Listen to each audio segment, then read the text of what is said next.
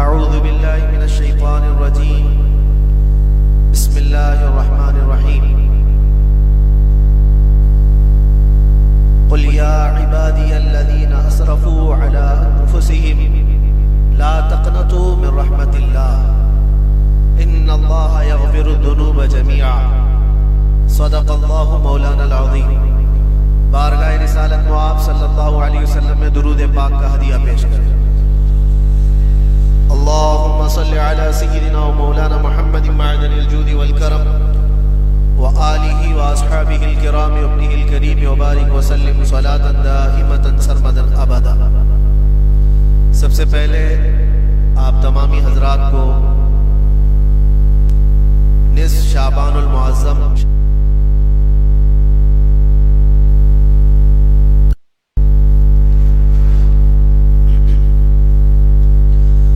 اللہ تبارک و تعالی اس شب کو ہم سب کے لیے خیر و برکت والی شب بنائے. اور آج کی یہ شب جیسا کہ آپ سب نے سنا بھی ہوگا ہمارے سال بھر کا حساب و کتاب آج بند ہوتا ہے اور نئے سال کی ابتدا آج کی رات سے ہوتی ہے. آج اللہ تبارک و تعالیٰ فرشتوں کو حکم دیتا ہے کہ کس کے لیے کتنا رزق اور کس کے لیے زندگی میں کیا کیا کام ہونے ہیں. بلکہ بزرگوں نے فرمایا کہ آج کی رات کچھ لوگوں کی موت لکھی گئی ہوگی. فرشتوں کو بتایا گیا ہوگا کہ مہینے کے بعد 2 مہینے کے بعد جب بھی اس بندے کی موت آنے والی ہے جبکہ وہ بندہ اپنی شادی کی تیاریوں میں مصروف ہو.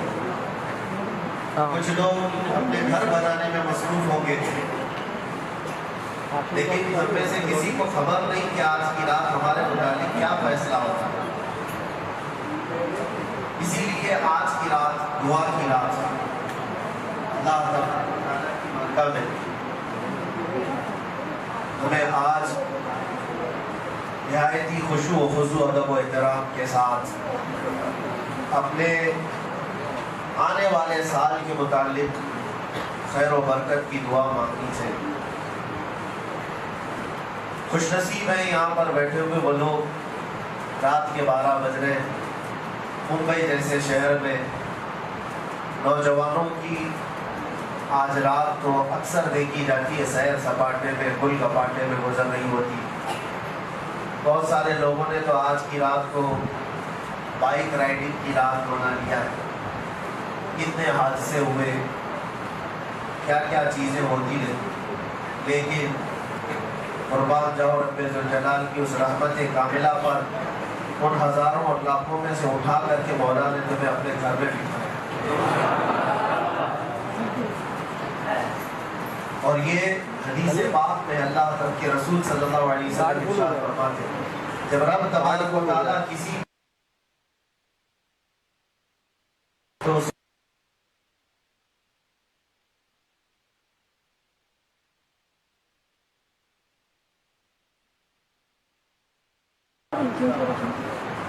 تو یہاں پر بیٹھا ہوا ہر بندہ وہ ہے جس کے ساتھ اللہ تعالیٰ نے بھلائی کا ارادہ فرمایا.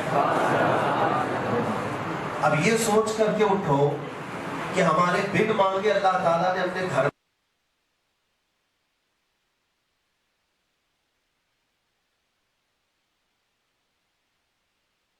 اسی لیے بزرگوں نے ایک دعا یہ بھی ہمیں بتائی تھی کہ ہمیشہ اللہ ایک دعا یہ کرنا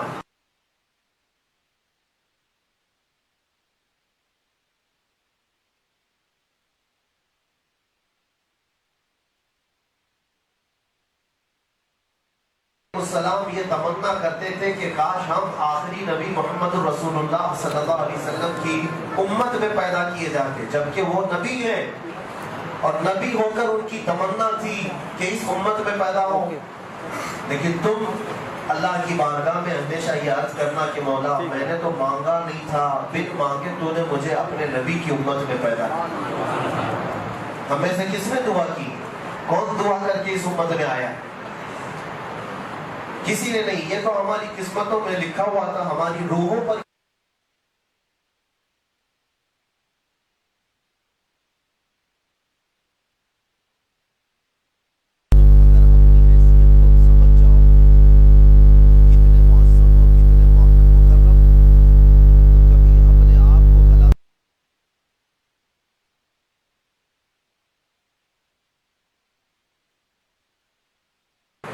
تو آدمی سنبھل کر کے چلتا ہے۔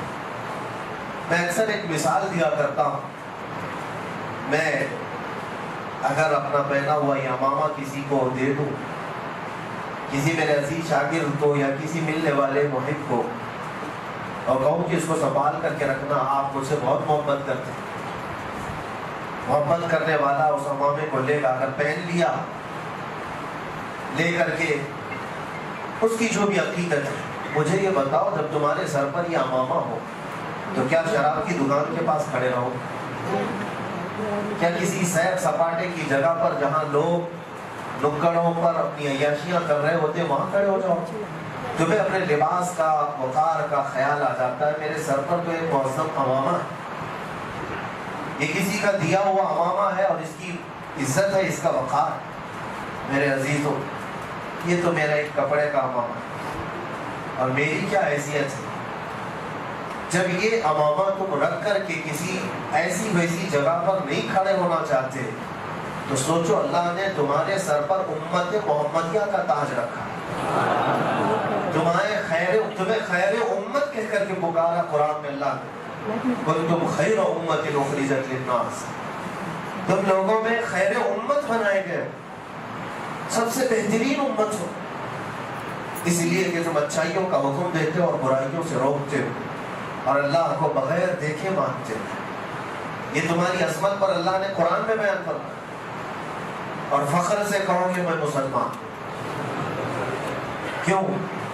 کوئی مجرم ہے، کوئی جرم ہے، بلکہ لاکھوں کی بھیڑ میں بھی کہو میں محمد عربی کا غلام۔ ہمیں اس بات پر کوئی جھجک نہیں اور شرم نہیں، ہمارا نام چھپانے کی ضرورت نہیں، اور نہ ہی ہمیں شرم و جھجک سے جینے کی ضرورت ہے، کیونکہ تم عظمت والے۔ اللہ تعالیٰ نے قرآن میں تمہیں کیا فرمایا پتہ ہے؟ لوگ آج کچھ ایسے سیکولر لوگ، سیکولر کا مطلب ہوتا ہے وہ آدھا ادھر آدھا ادھر رہنا چاہتا ہے، پورا کچھ بننا نہیں چاہتا، یعنی وہ اپنی آئیڈینٹی چھپانا چاہتا ہے کہ یہ بھی راضی رہے وہ بھی راضی رہے، دونوں کمیونٹی کو، یا چار ہو تو چاروں کمیونٹی کو راضی کر کے رہوں۔ ایسا ہوتا نہیں ہے، بیچ والا تو پھر بیچ والا ہی ہوتا ہے، ادھر کا بھی نہیں ادھر کا بھی۔ اللہ نے تو قرآن میں فرمایا تم پورے کے پورے مسلمان ہو جاؤ، اور اس لیے شرم و جھجک ہمیں نہیں ہونی چاہیے کہ ہمارا نام ہمارے باپ نے مسلمان نہیں رکھا۔ قرآن میں اللہ فرماتا هو سماکم المسلمین، وہ اللہ ہے جو جس نے تمہارا نام مسلمان رکھا، اللہ ہے۔ ہمیں فخر کے ساتھ جینا ہے۔ بہتوں کو میں نے دیکھا نوجوانوں 5 کلو کی جینس پہننے میں تو کبھی شرم و حیا نہیں محسوس ہوتی، 50 گرام کی ٹوپی چھپا کر کے رکھتے چھوٹی سی ٹوپی ہوتی ہے اس کو بھی چھپا چھپا کر کے رکھتے ہیں کہ پتہ نہیں لوگ کیا سمجھیں گے، لوگ کیا سمجھیں گے۔ یہ تمہارے سر کا تاج ہے، اور اپنی نشانیوں کے ساتھ جیا کرو، اپنی آئیڈینٹی کے ساتھ جیا کرو۔ میں یقین کے ساتھ کہتا ہوں، یہ میرا چیلنج ہے، اے مسلمان، ایک بار تم صرف شکل سے بھی اگر میرے مصطفیٰ کی غلامی اپنا دو تو کیڑے مکوڑے یوں ہی دب جائیں گے، کوئی کسی کی اوقات نہیں، کیونکہ اللہ نے تمہاری ہیبت رکھی ہے، تمہارے اندر اللہ نے رعب رکھا ہے، ایمانی رعب ہے۔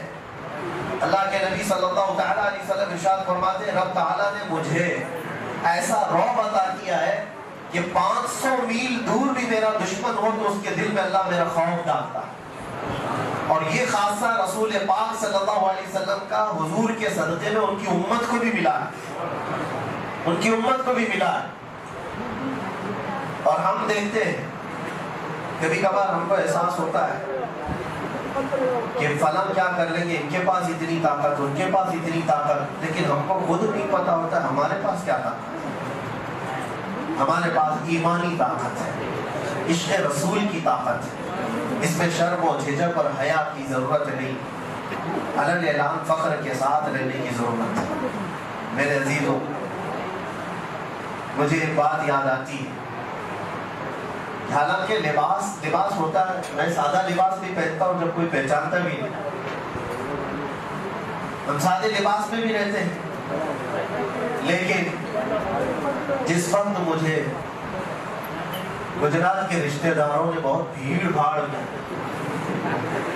گرفتار کر اپنے شہر میں تماشا بنایا تھا، یاد ہوگا آپ کو دن، آج سے ٹھیک ایک سال پہلے خیر کھانے سے گھر برات منا رہا، آج سے دور تھا، لیکن اللہ شاہد ہے، اللہ شاہد ہے، ہمارے دل میں رب تبارک و تعالیٰ نے بال برابر کی خوف کبھی نہیں تھا۔ بات بتا رہا ہوں، وہ اتفاق تھا کہ میں جس حالت میں گھر پہ بیٹھا ہوا تھا اسی حالت میں نکل کر کے گیا، جبہ بھی تھا اور عمامہ بھی تھا، کسی جلسے سے واپس آیا ہوا تھا، اسی حالت میں گئے اور اسی حالت میں انہوں نے 3 دن تک کپڑے بھی نہیں بدلوائے۔ لیکن ہوا یہ کہ مجھے خود بھی احساس نہیں تھا آگے کتنے چل رہے ہیں، پیچھے کتنے چل رہے ہیں، دائیں کتنے چل رہے ہیں، بائیں کتنے چل رہے ہیں، ہمیں پتہ ہی نہیں تھا۔ ہم کو تو صرف اتنا ہی معلوم تھا کہ میرے ساتھ گنبد خضرا کا مکی ہے، ہمیں تو اتنا احساس تھا۔ خوف نہ رکھ رضا ذرا، تو ہے عبد مصطفیٰ، تیرے لیے امان ہے، تیرے لیے امان ہے۔ 1-2 پیشی کے بعد جانا آنا ہوا تو کچھ ہم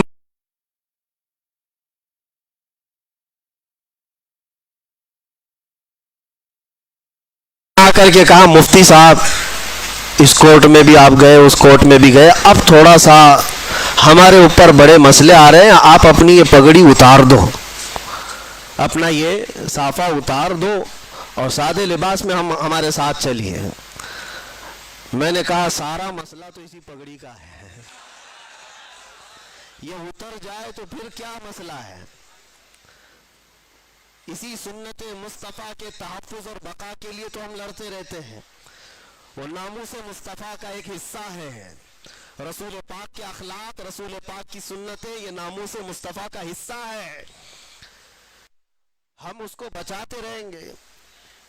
ہم نے کہا یہ ہم سے نہیں ہوگا، 2 صورت ہو سکتی ہے، ظلم کرنے پر اگر آپ آ جائیں تو پورے کپڑے بھی اتار سکتے ہو، آپ چاہے تو وہ کر سکتے ہو، یا اگر آپ ریکویسٹ کر رہے ہیں تو پھر ٹھیک ہے، ہم عدالت میں اس چیز کو پوچھ لیں گے جج صاحب سے کہ کیا یہ پہننا یہاں پر جرم ہے، اگر وہ کہہ دیتے ہیں تو ہم اتار دیں گے۔ انہوں نے کہا نہیں پوچھنے کی ضرورت نہیں، جیسا ہے ویسی پہنے رہیے، میرا لباس ہے۔ میں یہ مثال صرف اس لیے دے رہا ہوں میرے عزیزوں کہ ہمیں اپنی آئیڈینٹیٹی اور ہمیں اپنی شناخت چھپانے کی ضرورت کیا ہے؟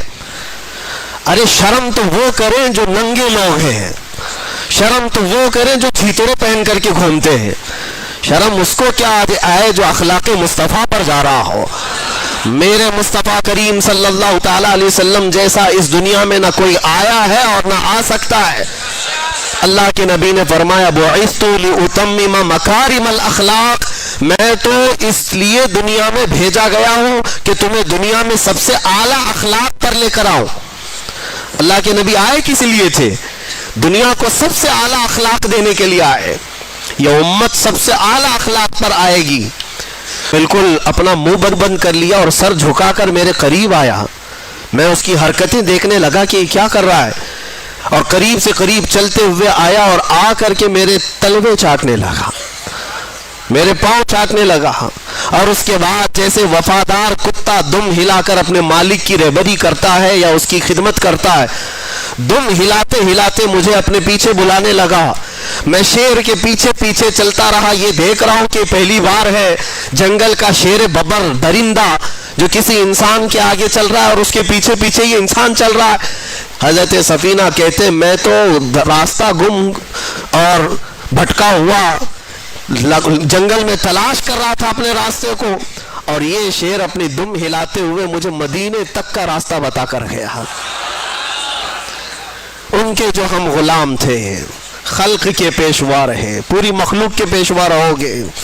اور آپ کو پتہ ہے، میں چند مثالیں آپ کے سامنے رکھتا ہوں۔ آج وقت ہے میرے عزیزو اپنی قدر کا اور اپنی حیثیت کو پہچاننے کا۔ اپنی ویلیو اگر تمہیں پتہ چل جائے تو تمہاری پیشانیاں ادھر ادھر نہیں جھکیں گی کبھی، تمہارا ہاتھ اس کے آگے نہیں جائے گا۔ تکلیفیں آئیں گی، مصیبتیں آئیں گی، لیکن اس کا حل بھی اللہ کریم کی بارگاہ سے ہی ہوگا۔ آپ کو بتاؤں ان کے جو ہم غلام تھے تو کیا تھا، ایک مرتبہ ایسا ہوا کہ مصر جب فتح ہوا، ایجپٹ جس کو کہتے ہیں، سنا ہوگا مصر کا نام۔ مصر جو ہے دنیا کا ایک بہت پرانا ملک جہاں تاریخیں وابستہ ہیں، فرعونوں کا ملک، پیرامڈز دیکھتے ہوں گے، اہرامات مصر، یہ سب مصر کی تاریخ ہے۔ مصر میں تاریخ کے اعتبار سے ایک بہت اہم چیز بھی ہے، دریائے نیل، نائل ریور اس کو کہا جاتا ہے۔ یہ دنیا کی سب سے لمبی نہروں میں یعنی دریاؤں میں سے ہے۔ تو دریائے نیل کا مسئلہ کیا تھا وہ میں آپ کو بتاؤں۔ اسلام جب مصر میں داخل ہوا، حضرت عمرو بن عاص رضی اللہ تعالیٰ عنہ صحابی رسول ہے، مصر فتح کیا، صحابہ وہاں داخل ہوئے، لوگ اسلام میں آئے، لیکن وہاں ایک بری رسم، برا رواج تھا۔ وہ کیا تھا، ایک پرمپرا لوگوں کی چلی ہوئی تھی جہالت کے زمانے میں کہ دریائے نیل ہر سال ایک موسم ایسا آتا تھا کہ وہ سوکھ جاتا تھا، پانی کم ہو جاتا تھا، اور ان کا عقیدہ یہ تھا مصریوں کا کہ اپنی 16-17 سال کی ایک جوان خوبصورت لڑکی کو دلہن بنا کر کے اس کا جلوس نکالتے اور دریائے نیل کے پاس لا کر کے اس کو ذبح کرتے اور اس کا خون دریائے نیل میں ڈالا جاتا، بلی چڑھانا جس کو کہتے، اور ایک لڑکی کو قربان کرتے تو پھر دریائے نیل کا پانی موجیں مارتا ہوا اوپر آ جاتا۔ یہ ہر سال ان کے ساتھ ہوتا تھا، ان کا عقیدہ بیٹھ گیا تھا کہ دریائے نیل کو ہر سال ایک بلی چڑھانی پڑتی ہے، ایک لڑکی کی قربانی دینی پڑتی۔ اب جب اسلام داخل ہوا تو اسلام اس چیز کی ہرگز اجازت نہیں دیتا، یہ ناجائز و حرام ہے۔ ایک قتل، اللہ تعالیٰ نے قرآن میں فرمایا نا حق کسی نے ایک کا قتل کیا تو اس نے پوری انسانیت کا قتل کیا ہے۔ حضرت عمرو بن عاص کے پاس لوگ آئے اور کہا کہ دریائے نیل سوکھ رہا ہے، پانی ختم ہونے کو ہے، کیا کیا جائے؟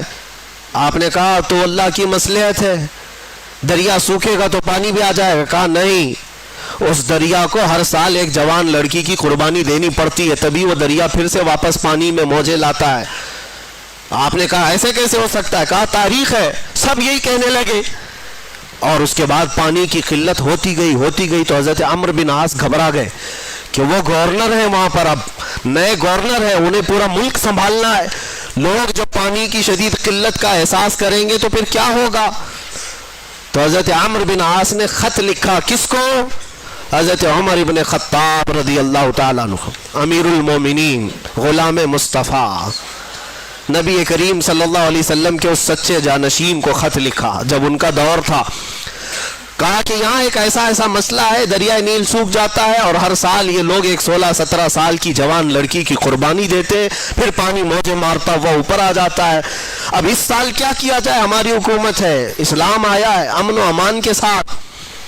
حضرت عمر بن خطاب کے پاس جب یہ خط پہنچا تو آپ نے جواب لکھا، جواب میں 2 خط لکھے۔ حضرت عمرو بن عاص سے کہا کہ تم جس طرح سے اسلام کو قائم کیے اسی طرح سے قائم رکھو، شریعت مصطفیٰ کا نفاذ ہر حال میں ضروری ہے، لوگوں کو نماز روزے کی تلقین کرتے رہو۔ اور ایک خط میں حضرت عمرو بن عاص کو مخاطب کر کے کہتے ہیں، حضرت عمر ایک خط یہ تو میں تم کو لکھ رہا ہوں اور ایک اور خط بھیج رہا ہوں جو دریائے نیل کے نام پر لکھ رہا ہوں۔ ہے کوئی دنیا میں جو کسی دریا کو بھی خط لکھتا ہو؟ یہ صرف میرے رسول کے غلاموں کا حال ہے۔ کہا ایک خط میں دریائے نیل کے نام پر لکھ رہا ہوں، یہ دریائے نیل کو دے دینا۔ اور دریائے نیل کو خط لکھا، بسم اللہ الرحمن الرحیم، اے دریائے نیل، عمر بن خطاب رسول اللہ کا غلام تجھ سے کہتا ہے اللہ کے حکم سے اگر تو بہتا ہے اے دریا تو عمر ابن خطاب کا حکم ہے کہ جیسا بہتا تھا ویسے رواں ہو جا، اور اگر اللہ کے حکم سے نہیں بہتا تو تیرے بوند ایک پانی کے قطرے کی بھی ہمیں کوئی ضرورت نہیں۔ یہ خط لکھ کر کے بند کر کے دے دیا۔ حضرت عمر بن عاص کے پاس 2 خط آئے، ایک خط ان کا تھا، پڑھا اور کہا دوسرا خط دریائے نیل کا ہے۔ حضرت عمرو بن عاص نے کہا دریائے نیل کے لیے ہم پر بھی خط آیا ہے، لے کر کے گئے اور دریائے نیل میں وہ خط ڈالا، جیسی ہی خط ڈالا روایتوں میں موجود ہے 16 گز پانی اوپر موجیں مارتا ہوا گیا۔ ان کے جو ہم غلام تھے خلق کے پیشوا رہے، کون نہیں مانتا ان کے حکم کو، کون ہے جو ان کے حکم کے خلاف جائے؟ دریا ہے۔ اسی لیے شاعر نے کہا تھا میرے عزیزوں، حضرت سعد بن ابی وقاص ایک اور صحابی ہیں، عشرہ مبشرہ میں سے، یہ عراق فتح کر کے داخل ہوئے تھے، 400 صحابہ ان کے ساتھ تھے۔ عراق کے بعد جب یہ آگے بڑھ رہے تھے، وہ مسلمان کیسے تھے جن کو اقبال نے کہا تھا تھمتا نہ تھا کسی سے سیل رواں ہمارا، باطل سے ڈرنے والے اے آسماں نہیں ہے ہم، 100 بار کر چکا ہے تو امتحان ہمارا۔ یہ لوگ کہیں رکتے ہی نہیں تھے، ان کی کوئی سرحد ہی نہیں تھی، ایک علاقہ فتح ہو گیا تو بس کافی ہے، نہیں آگے بڑھنا ہے۔ حضرت سعد بن ابی وقاص جب عراق فتح کر چکے تو عراق سے متصل ایران بھی ہے جس کو فارس کہا جاتا تھا پہلے، ایران اور عراق کے بیچ میں دریائے دجلہ ہے۔ اب جب عراق فتح ہو گیا، دریائے دجلہ ہے، دریائے فرات جو بھی دریا ہے اس کے بیچ میں، تو صحابہ نے کہا کہ ہم ادھر بھی جانا چاہتے ہیں، اس علاقے کو بھی فتح کریں، غلامی مصطفیٰ میں شامل کریں۔ جبکہ فارس کسرا کے پاور کے اندر میں تھا، کسرا اس وقت کے سپر پاور بادشاہ کا نام ہے، جیسے آج امریکہ، لوگوں کے دماغ کے حساب سے، ہمارے حساب سے نہیں، سپر پاور۔ میرے عزیزوں، سعد بن ابی وقاص سے جب صحابہ نے کہا ادھر جانا ہے، کہا بیچ میں دریا ہے کیسے جائیں گے؟ حضرت سعد بن ابی وقاص نے کہا تم میرے ساتھ چلو گے؟ صحابہ نے کہا کیسے؟ ادھر ایرانی فوج نے جتنے برج تھے دریا کے اوپر پار کرنے والے سب توڑ ڈالے تھے، جو لکڑیوں کے تھے وہ جلا ڈالے تھے، سب ختم کر ڈالے تھے، کیونکہ انہیں ڈر تھا یہ محمد عربی کے غلام میں رکتے کہیں نہیں ہیں، یہ اگر ادھر سے ادھر کراس کر کے آ گئے تو ہماری بھی خیر نہیں، سب توڑ ڈالے۔ اس کے بعد وہ ایرانی فوج کی تاریخ بھی موجود ہے تاریخ طبری میں، وہ لوگ دیکھتے رہے تماشا کہ یہ 400 لوگ کیا کر پائیں گے دریائے بیچ میں۔ حضرت سعد بن ابی وقاص نے اپنے صحابہ سے کہا چلو، سب نے پوچھا نہیں کیسے جانا ہے، اپنے قائد، اپنے جو لیڈر تھے حضرت سعد بن ابی وقاص سپہ سالار، ان کے پیچھے چل پڑے۔ پھر کسی نے پوچھا کس راستے سے جا رہے؟ سعد بن ابی وقاص نے کہا دریا سے جائیں گے۔ اور کیسے جائیں گے؟ گھوڑوں پر بیٹھے ہوئے ہیں، دریا سے جانے کی بات کرتے ہیں، کیا تمہارا گھوڑا اتنی چھلانگ لگائے گا کہ اس دریا کو کراس کر جائے گا؟ سعد بن ابی وقاص نے کہا کوئی چھلانگ لگانے والا گھوڑا نہیں، چل کر کے ہی جائے گا۔ یہ تاریخ میں پہلی بار ہو رہا ہے۔ سعد بن ابی وقاص نے کہا میرے پیچھے چلو، صحابہ نے سب اپنے اپنے گھوڑے ان کے ساتھ لگا دی۔ سعد بن ابی وقاص کا گھوڑا پہلی مرتبہ دریائے دجلہ پر پاؤں رکھتا ہے، آپ نے اللہ اکبر کہا، دوسرا پاؤں رکھتا ہے، آپ نے اللہ اکبر کہا۔ صحابہ نے دیکھا سعد بن ابی وقاص کا گھوڑا دریائے دجلہ پر چلتا ہوا جا رہا ہے، اس کے ٹاپ پر کوئی پانی کا نشان بھی نہیں ہے، ٹاپوں پر پانی تک بھی نہیں۔ تو سارے صحابہ پانی پر چلتے ہوئے چلے گئے۔ یہ تاریخ کی سچائیاں میں بتا رہا ہوں۔ ایرانی فوج اس وقت ملک فارس کی کسرا کی فوج یہ دیکھ کر کے کیا کہتی ہے جانتے ہو؟ کہتی ہے دیواں آمدند، فارسی میں دیواں آمدند، ارے جنات کی جماعت آ رہی ہے، ایسا لگتا ہے جنات کی جماعت آ رہی ہے پانی پر چلتے ہوئے۔ میرے عزیزو تمہیں بھی دکھانا ہے جنات کی جماعت ہوتی کیسی ہے۔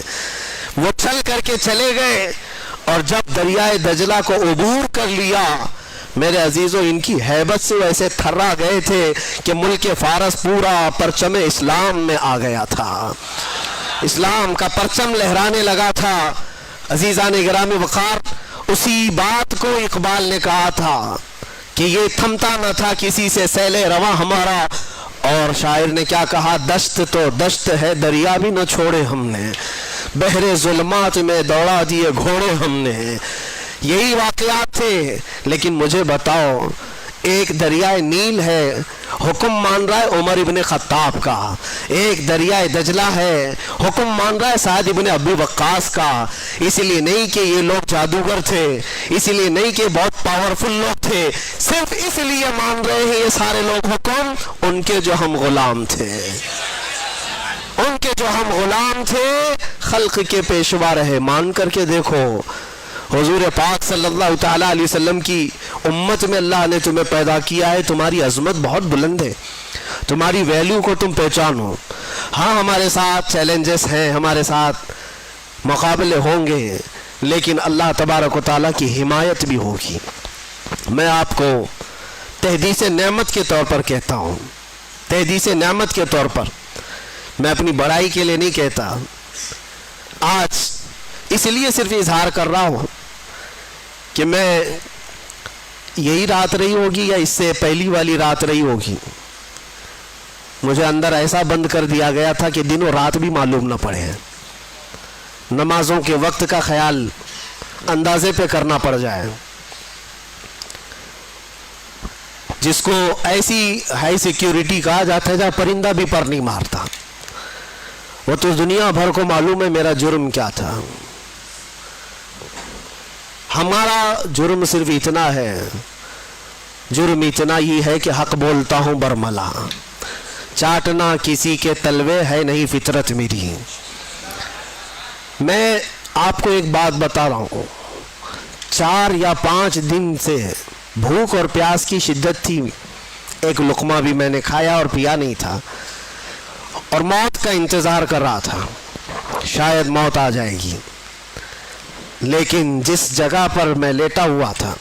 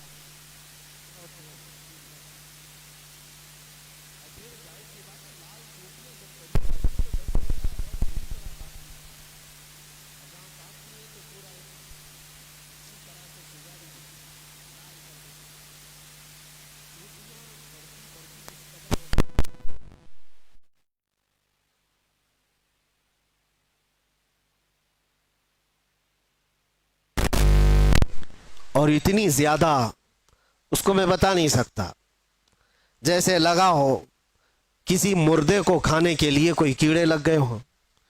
پھر دل ہی دل میں احساس ہونے لگا کہ شاید میری موت ہو گئی ہوگی اور یہ کیڑے کھا رہے ہوں گے, کیونکہ غشی آ جاتی تھی, غنودگی آتی تھی, تو لگتا تھا ہم کوئی دوسری دنیا میں, کوئی انسان تو دکھتے نہیں تھے, سورج بھی نہیں دکھتا ہے, اندھیرا ہے. 3 سے 4 گھنٹے اس طرح سے لیٹے رہے, چونٹیاں ادھر کاٹیں گی ادھر کاٹیں گی, گردن پہ آ گئی, چہرے پہ آ گئی, جسم میں آ گئی. ظاہر سی بات ہے لگ تو رہا تھا, افطاری کا وقت قریب تھا. اب اس کے آگے کے معاملات جو میرے ساتھ ہوئے وہ میں ایکسپلین نہیں کر سکتا, لیکن اتنا بتانا چاہتا ہوں. طاقت آئی, جس نے بھی اٹھایا مجھے, کون تھا, کس نے اٹھایا, اللہ ہی بہتر جانے. جب اٹھ کر کے دیکھا بستر پر ساری چونٹیاں پڑی ہوئی ہیں, چل رہی ہیں, رینگ رہی ہیں جسم پر, اور میرے رب کریم کا احسان ایسے ان 50 نہیں 1000 چونٹیوں میں سے ایک چونٹی نے بھی کاٹا نہیں تھا. وہ اس لیے نہیں کہ میں کوئی پاورفل آدمی یا میں کوئی پرہیزگار, میں کوئی اللہ کا ولی نہیں, میں اس کا کوئی دعویٰ نہیں کرتا, کوئی دعویٰ نہیں کرتا. میری طاقت بھی اتنی نہیں تھی کہ چونٹیوں کو نکال کر الگ کیا جائے. لیکن اور یہ بھی نہیں ہے کہ کبھی کاٹی نہیں, کاٹتی ہیں, ابھی بھی کاٹیں گی, ابھی اگر ہاتھ پہ رکھ دیں تو کاٹ لیں گے. پہلے بھی کاٹی ہیں, مچھر بھی کاٹے ہیں, ایسے ہم ہیں نہیں کہ ہم کو نہیں کاٹتے, کاٹتے ہیں. لیکن وہ سچویشن جہاں آدمی پوری طرح سے مجبور ہو گیا ہو, ہاتھ پیر ہلا نہ پاتا ہو, چونٹیاں چڑھ گئی ہوں اور پھر نہ کاٹ رہی ہوں, تب یہ احساس ہوا رب ذوالجلال تو جہاں جیسا چاہے اپنے حبیب کے غلاموں کی حفاظت کرتا ہے.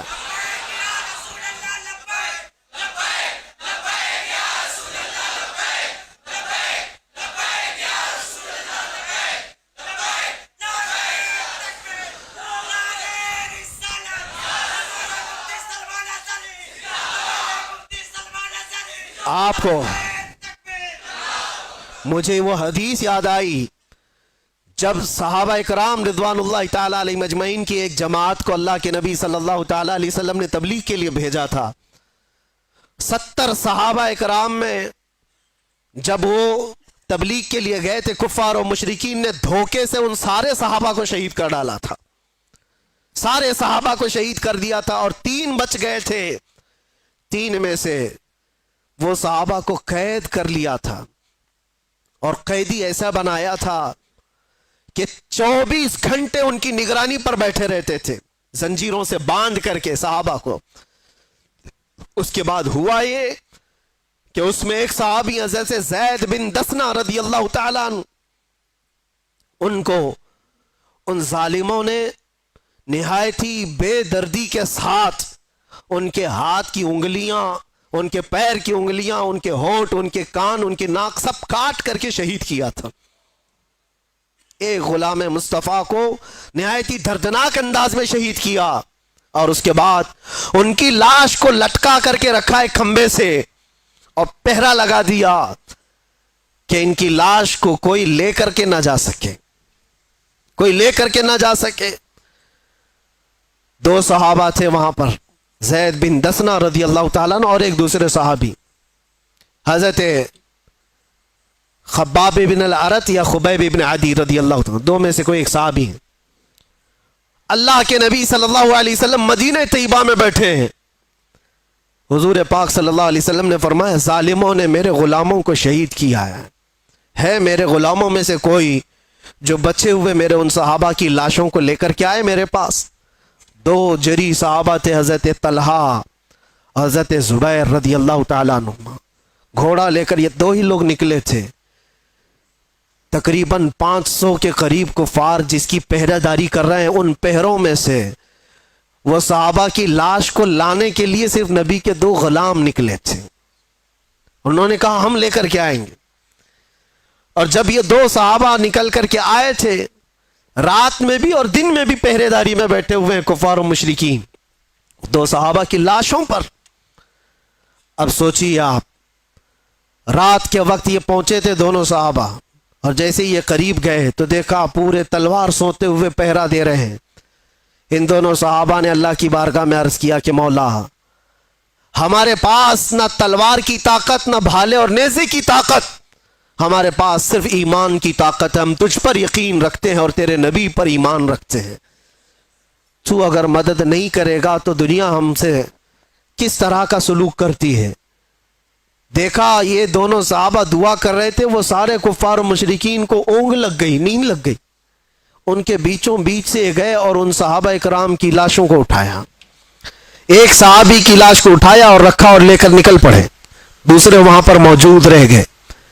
جب تک وہ جاگے تو وہ صحابی رسول جو وہاں رہ گئے تھے, تو ظالموں نے یہ سوچا کہ کسی نہ کسی طرح ان کو بھی یہ لے جائیں گے, ان کو کسی طرح سے یہاں کاٹ کاٹ کر کے ٹکڑے ٹکڑے میں بدل دیا جائے. تو جیسے ہی اس بری نیت کے ساتھ قریب آئے, شہد کی مکھیوں کا ایک چھتا پورا اس صحابی کے اطراف لگ گیا. اتنی خطرناک مکھیاں آ گئیں. وہ صحابی رسول جن کی لاش وہاں پر موجود ہے, پوری مکھیاں, شہد کی مکھیاں. اور کفار و مشرکین میں سے کوئی قریب جاتا تو اتنا ڈنک مارتی تھی کہ وہ سوج جاتا تھا اور زہر چڑھ جاتا تھا. وہ شہد کی مکھیوں سے خوف کھا کر سارے بھاگ گئے. اس صحابی رسول کی جسم کو, ان کی لاش کو کوئی ہاتھ نہیں لگا سکا, ہاتھ نہیں لگا سکا. یہ واقعہ میرے ذہن میں آنے لگا کہ یہ رب تبارک و تعالیٰ کا دستور ہے, اپنے حبیب کے غلاموں کو کبھی شہد کی مکھیوں سے اور کبھی چونٹیوں سے حفاظت کرتا ہے. جب وہ اپنے نبی پاک کی حفاظت غار ثور میں مکڑی کے جالے سے کرتا ہے تو اے غلامان مصطفیٰ، کیا تمہارا ایمان کمزور ہے؟ اگر رب چاہے آج بھی تمہاری حفاظت صرف ہواؤں سے فرمائے گا، صرف ہواؤں سے فرمائے گا۔ بڑے بڑے نمرود آئے اور بڑے بڑے فرعون آئے جن کو اللہ تعالیٰ نے ہلاک و برباد کیا۔ نمرود کو ایک مچھر سے اور فرعون کو صرف پانی سے غرق کیا، اور انتظار کرنا ہمارے دور کے فرعون کے لیے بھی کوئی مچھر ضرور آئے گا۔ ہر دور کے نمرود اور ہر دور کے فرعون کا انجام وہی ہوتا ہے جو اس کے ظلم کا انجام ہوتا ہے۔ اس لیے کہ قرآن میں اللہ تعالیٰ فرماتا ہے وَمَا اللَّهُ بِغَافِلٍ عَمَّا يَعْمَلُ الظَّالِمُونَ، اللہ تبارک و تعالیٰ ظالموں کے کام سے بے خبر نہیں ہے، ہر چیز دیکھ رہا ہے۔ انما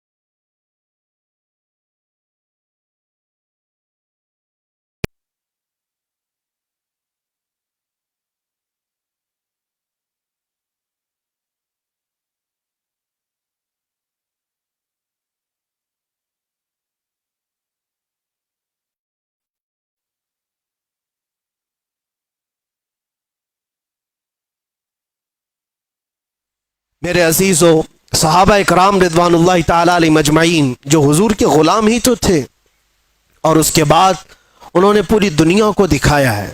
مدینے سے وہ نکلے تھے، صحراؤں میں رہنے والے ہیں، بادیہ نشین چٹائیوں پر بیٹھنے والے ہیں، اور پیون لگے کپڑے پہننے والے ہیں، پورا دن ایک کھجور کی گھٹلی پر صبر کرنے والے ہیں، پانی کے نام پر 2 دن تک قلت کا سامنا کرنے والے ہیں، اور جن کے گھروں میں ایک بار گوشت کا ایک ٹکڑا آ جائے تو پورے مدینے میں گھومتا تھا، پورے مدینے میں گھومتا تھا۔ یہ وہ جماعت ہے صحابہ کی، لیکن نکلے تھے تو قیصر و کسریٰ بھی کانپتے تھے، تھراتے تھے۔ جانتے ہو روم اس وقت کا پاورفل ملک تھا، دوسرا پاورفل ہے یہ قیصر جس کو کہتے، اس زمانے کی 2 سپر پاور طاقتیں قیصر و کسریٰ، یعنی پرشین ایمپائر اور رومن ایمپائر۔ روم کو فتح کرنے کے لیے جب آمنا سامنا ہوا تھا تو کس کا ہوا تھا؟ اللہ کے شیر سیف اللہ المسلول خالد بن ولید رضی اللہ تعالیٰ عنہ، اور ان کے سامنے جو صلیبی آئے تھے، جو دشمن آئے تھے، انہوں نے پکار کر کے کیا کہا تھا کہ یہ کون سے غلام آئے ہیں؟ یہ عرب والے لوگ آئے ہیں، یہ بدو لوگ آئے ہیں جو کھجور کھا کر رہتے ہیں۔ تانا مار رہے تھے، ان کے پاس 4 لاکھ کی فوج تھی۔ خالد بن ولید سے انہوں نے کیا کہا تھا کہ تمہارے پاس سبزی کاٹنے کی بھی تلواریں نہیں ہیں، تم جو لے کر کے آئے ہو۔ خالد بن ولید نے جواب میں صرف اتنا ہی کہا تھا، اے عیسائیو، تمہاری فوج جس طرح شراب کو پسند کرتی ہے، ہماری فوج شہادت کو پسند کرتی ہے۔ یہاں وہ جذبہ لے کر کے آئے ہیں، تلواریں نہ دیکھو، بھالے نہ دیکھو، نیزے نہ دیکھو، ایمان لے کر کے آئے ہیں، یقین لے کر کے آئے ہیں۔ عزیزان گرامی وقار، میں کل ملا کر کے ایک ہی بات کی طرف فوکس کرنا چاہتا ہوں، ان کے جو ہم غلام تھے، خلق کے پیشوا رہے۔ تم سچی غلامی میں آ جاؤ، تم امت مصطفیٰ ہو۔ اللہ تعالیٰ نے قرآن میں تمہیں خیر امت کہا ہے۔ کیا آج کسی جوان کو یہ زیب دیتا ہے کہ اس کے ہاتھ میں شراب کی بوتل ہو، تاش کے پتے ہو؟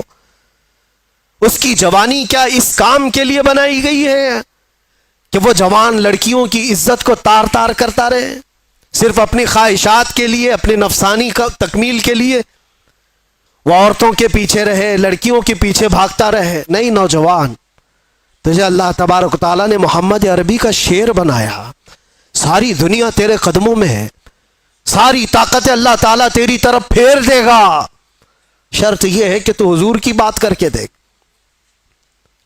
آج حیرت ہوتی ہے، میں تم میں سے ہی ایک آدمی ہوں، آپ میں سے ہی ایک آدمی ہوں، میرے سر پر کوئی پر نہیں لگے ہیں، اور نہ ہی میں آسمان سے اترا ہوا نہ زمین سے نکلا ہوا، لیکن جس طرف جائے لوگ اپنی آنکھیں پلکیں بچھاتے ہیں، عزتوں کی مالائیں ہزاروں کے بھیڑ میں آج جہاں جاتے ہیں، کبھی کبھار اپنے گریبان میں جھانک کر کے دیکھتا ہوں کون سی ایسی خصوصیت آ گئی جو لوگ دیکھنا چاہتے ہیں۔ 2 آنکھ 1 ناک، وہی ساری چیزیں تو ہے، کوئی اسپیشل چیز ہے، کوئی الگ چیز ہے، سب کچھ تو وہی ہے، لیکن یہ لوگوں کا ہجوم ہر طرف سے امڑ کر کے ایک آدمی کو دیکھنے کیوں آتا ہے؟ میرے عزیزو، یہ بات سمجھنے میں آپ کو بھی اندازہ ہو جائے گا، یہ بات صرف انسان اور ایک آدمی کی نہیں ہوتی۔ محبتیں دلوں میں ڈالنا یہ انسان کے کمال کا کام نہیں ہے، یہ اللہ رب العزت کے فضل سے ہوتا ہے۔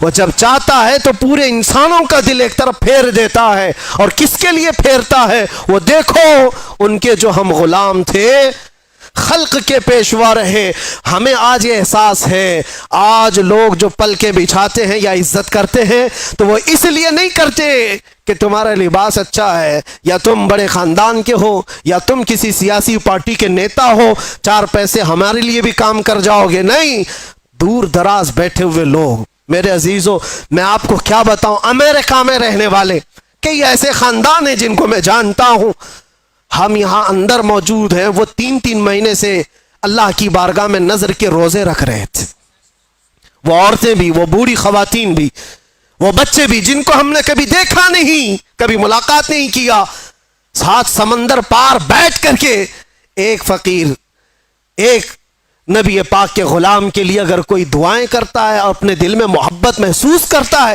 تو یہ ڈالا کس نے اور کیوں ڈالا؟ یہ 2 پوائنٹ ہے۔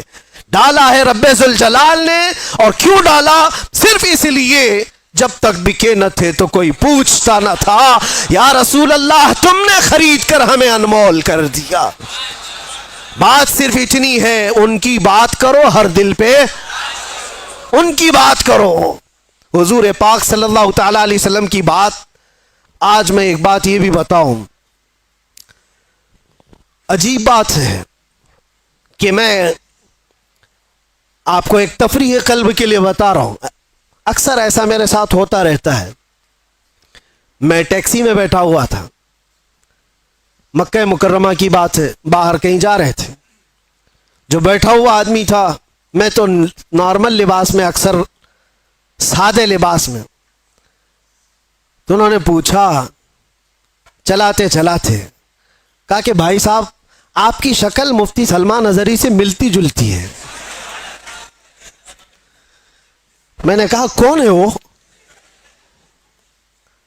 انہوں نے کہا نہیں جانتے ہو آپ کہاں سے ہو؟ ہندوستان سے ہو؟ نہیں جانتے ہو آپ؟ میں نے کہا نہیں، بتاؤ تو کون ہے؟ پھر وہ بتانے لگا، ایسے ہیں ویسے ہیں، بڑے ہیں، عالم ہیں، وہ ہیں، تعریف۔ میں نے کہا بھائی وہ تو بھڑکاؤ مولانا تو نہیں آپ بول رہے ہو، ان کی بات کر رہے ہو؟ وہ غصے میں آ گیا، تل ملایا، کہا توبہ کرو نہیں تو ٹیکسی سے اتر جاؤ۔ میں نے کہا بات کیا ہے؟ کہا کہ کیوں ایک عالم کی تم توہین کرتے ہو، آپ کیوں ایسا بولتے ہو ان کو؟ میں نے کہا وہی نا جو جیل گئے تھے ابھی۔ انہوں نے کہا ہاں گئے تو تھے۔ تو کہا پھر اسی لیے میں ڈرتا ہوں ایسے مولانا لوگوں سے۔ میں نے کہا میں ڈرتا ہوں ایسے لوگوں سے۔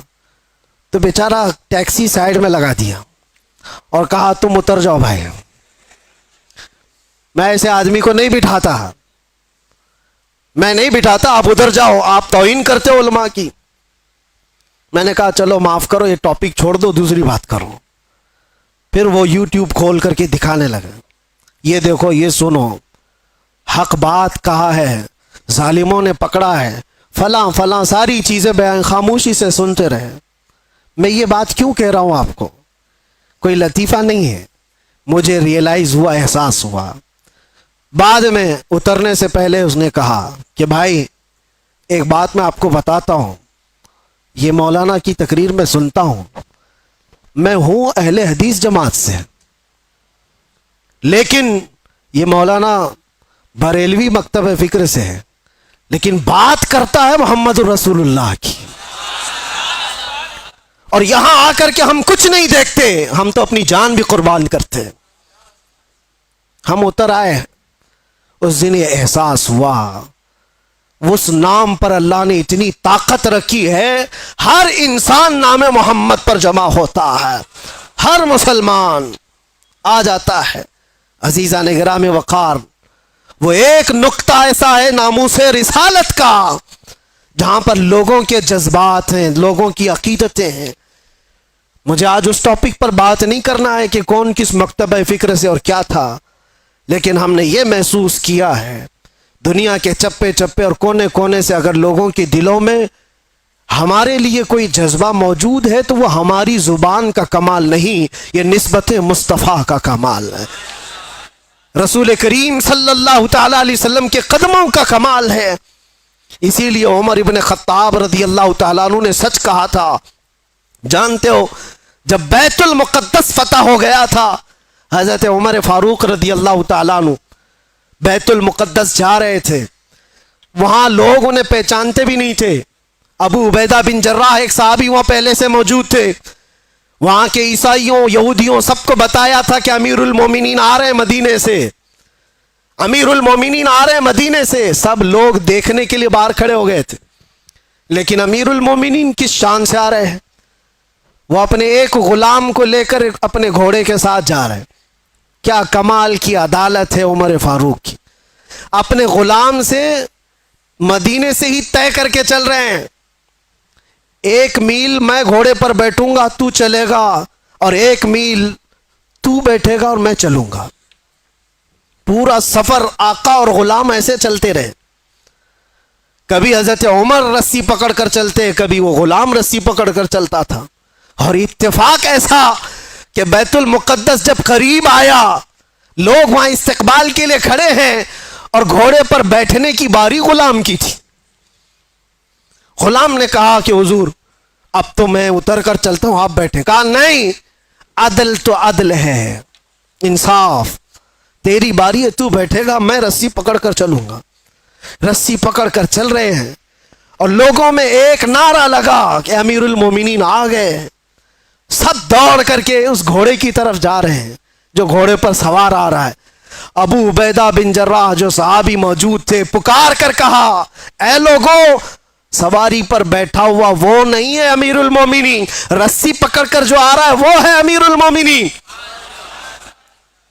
دنیا نے پہلی مرتبہ یہ منظر دیکھا ہوگا. کہاں ہے وہ لینڈ کروزر والے لیڈر لوگ, کہاں ہے وہ جو رسول پاک صلی اللہ تعالی علیہ وسلم کے ان جانشینوں کی مثال لا کر کے دکھا دے.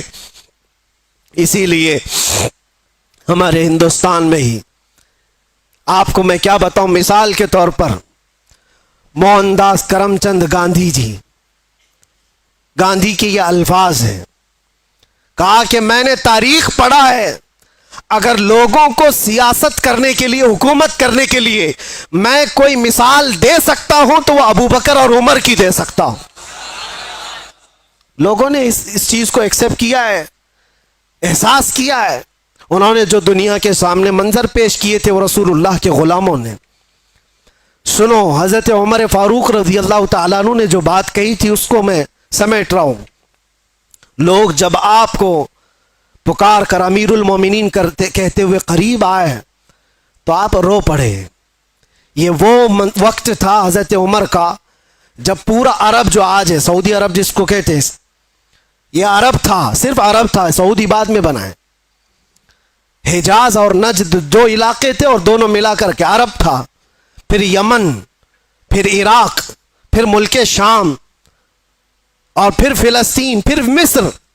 6 بڑی کنٹریاں جس کا کل رقبہ, کل ایریا اگر ملائیں گے تو تقریباً 17 لاکھ اسکوائر کلومیٹر,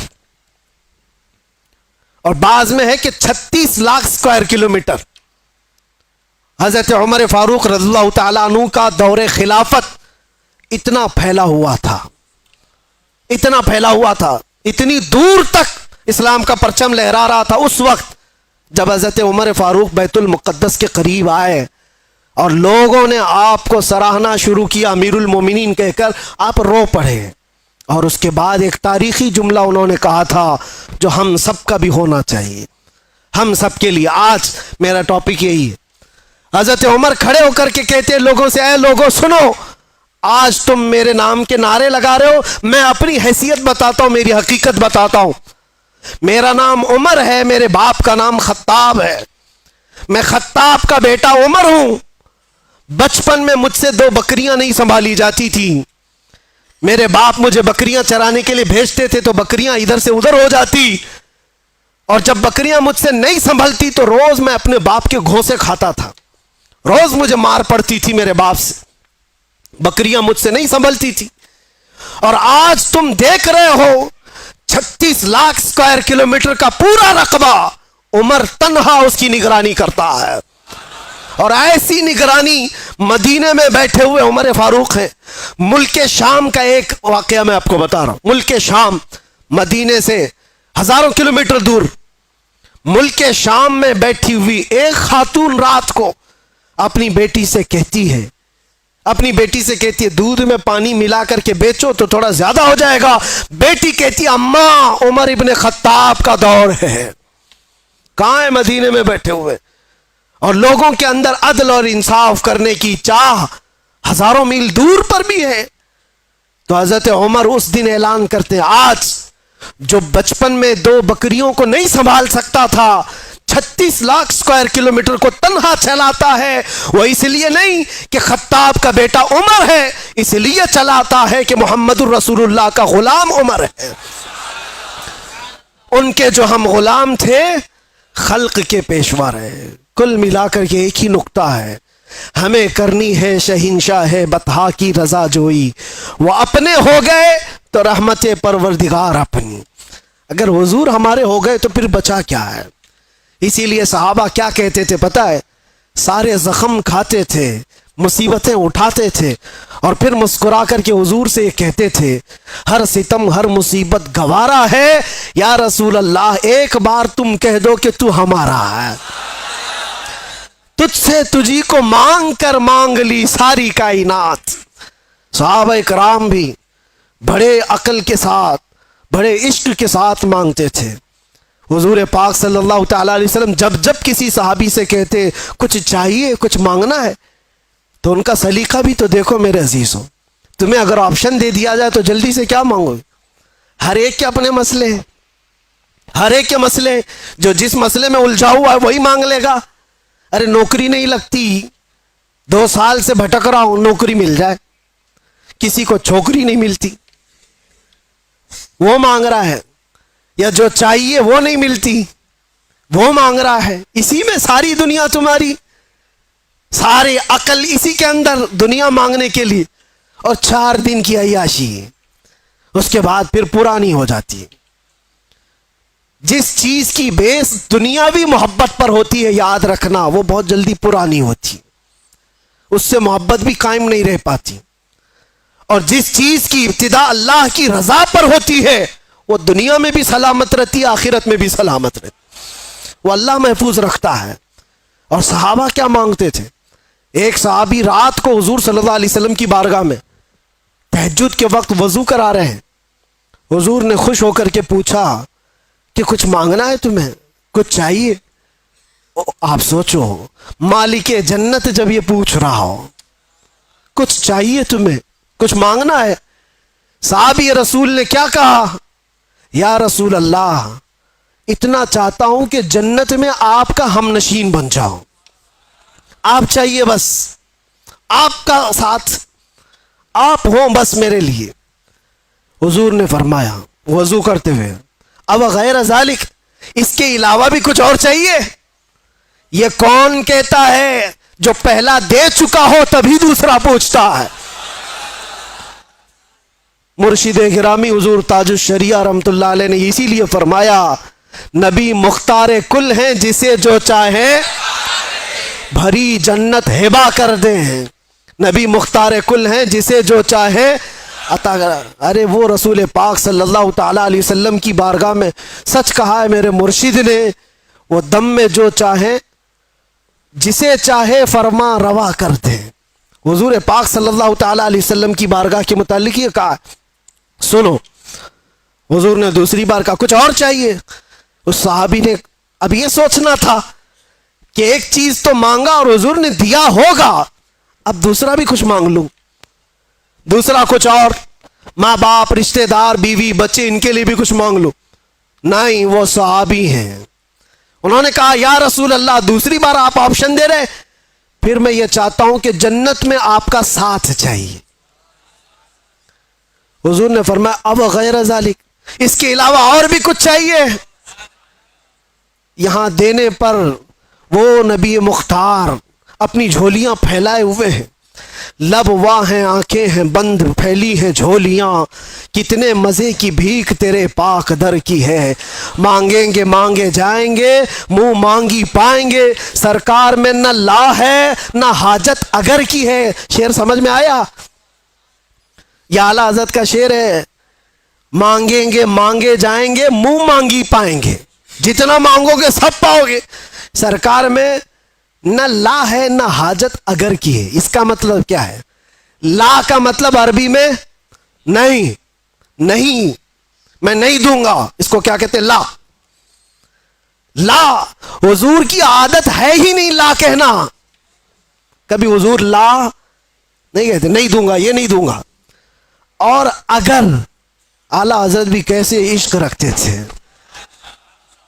یہاں حضور کی بارگاہ میں لا تو نہیں کہا جاتا اور یہ بھی نہیں کہا جاتا اگر تو کہے گا یہ تو دوں گا، اگر تو ایسا بنے گا تو دوں گا.